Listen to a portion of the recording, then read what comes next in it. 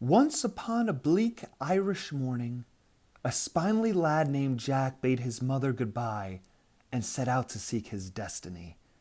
The salty sea mist drenched Jack's flimsy coat as he strode along. By nightfall he could go no further. He stopped at a farmhouse that was nestled in the shadow of a dark castle. An old man ushered Jack inside and led him to a bench in front of an ample fire. "What is it you're wanting, lad?" asked the farmer. "Please, sir," said Jack, stifling a yawn, "I will gladly work your fields in the morning for supper and a warm bed tonight." The farmer rubbed his hands together and paced before the mantel. "Did you see that castle yonder?" Jack nodded, one eye open, the other halfway to dreamland. "I will put you in that castle in front of a fire 3 times the size of mine. There will be a table with every manner of meat and fish, and a bed as soft as moon cheese. I will lock you in, alone. In the morning, if you are still alive, I will give you a farmhouse and my daughter's hand in marriage, should you fancy her." Jack bolted upright, sleepiness fleeing like a fox from the hunt. "I'll do it, if you send no one to kill me." "Not I," the farmer muttered. "'Twas my father's castle. Since his death, no man has spent the night and lived to face the morning. 4 have tried." "Sir, I have nothing of this world except courage," Jack replied. True to the farmer's word, Jack soon found himself locked in a large room of the dismal castle. It was lit only by a roaring fire and 2 candles adorning a heavenly laden table. After feasting on roasted lamb, bread, and cheese, Jack stretched out on the floor beneath the hearth, intent on sleeping away the night and claiming his fortune in the morning. Before long, however, such a ruckus arose on the ceiling above his head that Jack jumped up and an icy shiver pulsed down his back. "I'm falling! Falling!" Jack heard a voice call. As he looked up, 2 legs, then a man's body, shoulder, arms, and head oozed through a hole in the ceiling. The parts reassembled themselves into a white-headed figure in a triangular-shaped hat and waistcoat such as Jack's grandfather wore. Before Jack could shout or gasp, another spirit of a man appeared, and then a third, each apparition more ancient than the one before.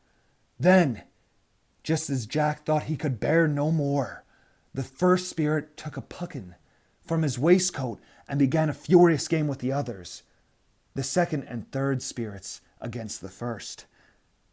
"I say," Jack squeaked, amazed he had a voice at all.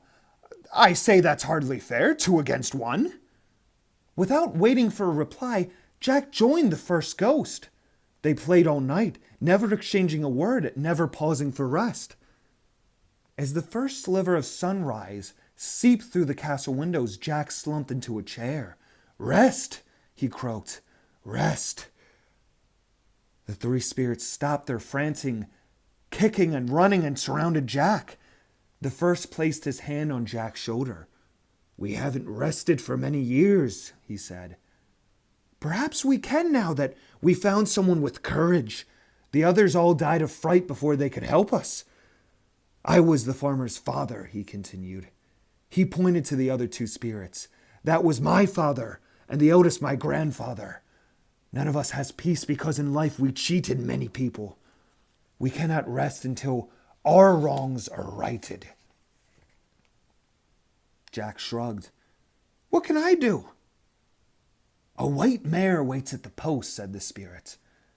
"Her saddlebags are filled with gold and a list of families deserving of our restitution.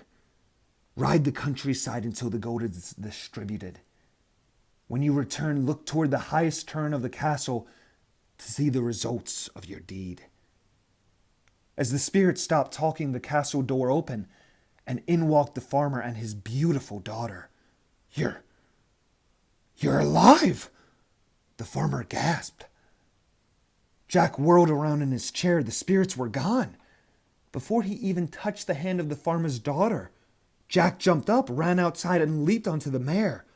"I'll be back," he shouted. Jack rode up hill and down, over creeks and rivers, over fences and walls.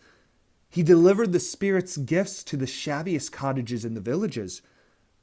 When at last the saddlebags were empty, Jack took the shortest route back to the castle. He tied the mare to the post, then looked up at the tallest turret, just in time to see 3 snow-white doves soar to the heavens. The castle door opened, and the farmer's enchanting daughter took Jack's hand and pulled him inside. "Welcome home," she said. The farmer insisted Jack and his new bride live in the castle beside his farmhouse. There they dwelt happily for the rest of their lives. The spirits had left the Puckeen behind, and Jack put the ball on the mantle to remind him of the value of courage and honesty.